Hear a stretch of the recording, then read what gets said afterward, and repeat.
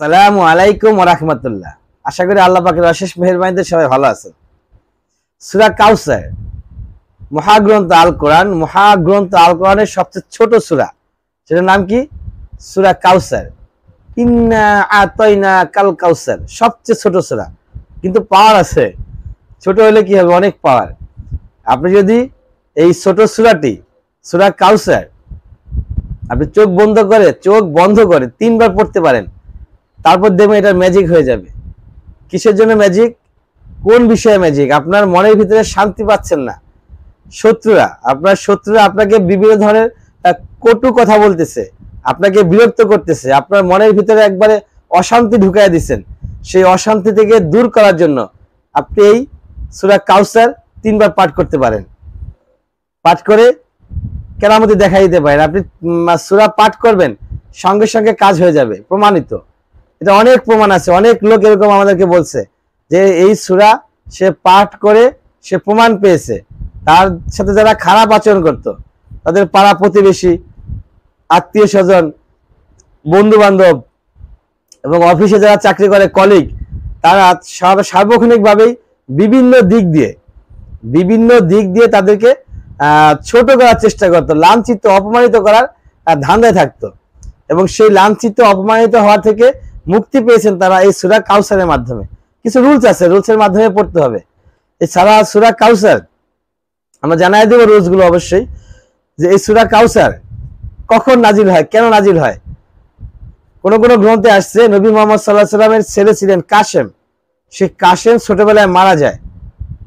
আর তখন তার নবী সাল্লাল্লাহু আলাইহি ওয়াসাল্লামের আর কোনো পুত্র সন্তান ছিল না।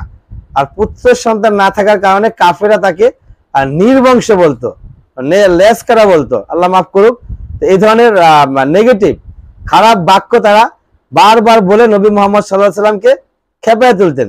একদিক দিয়ে নবী মুহাম্মদ সাল্লাল্লাহু আলাইহি ওয়াসাল্লাম ছিলেন সন্তান হারা, একদিক শোক, তার হৃদয়ের ভিতরে ক্ষত সৃষ্টি হচ্ছে। অন্যদিকে মানুষের এই ধরনের কটু কথা, মানে মনের ভিতরে যে মানসিক যে শান্তি প্রশান্তি একবারেই ব্যানিশ হয়ে গেল।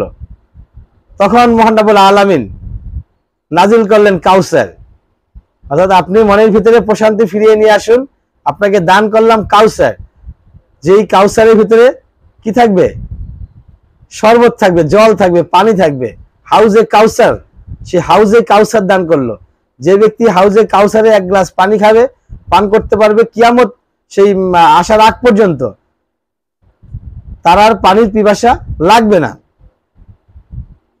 এখন ওই কাউসার দান করা হলো, নবী সাল্লাল্লাহু আলাইহি ওয়াসাল্লামের মনের প্রশান্তি ফিরিয়ে দেওয়া হইলো।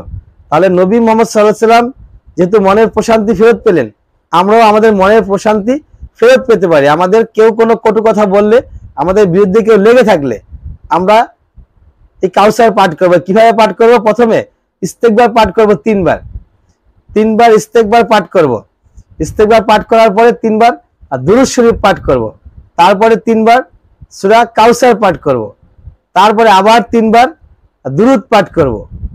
তারপরে মহান রব্বুল আলামিনের কাছে আমরা হাত তুলে প্রার্থনা করব যে আল্লাহ আমাদের এই প্রবলেম, আমাদের সকল সমস্যার সমাধান করে দিবেন মহান রব্বুল আলামিন।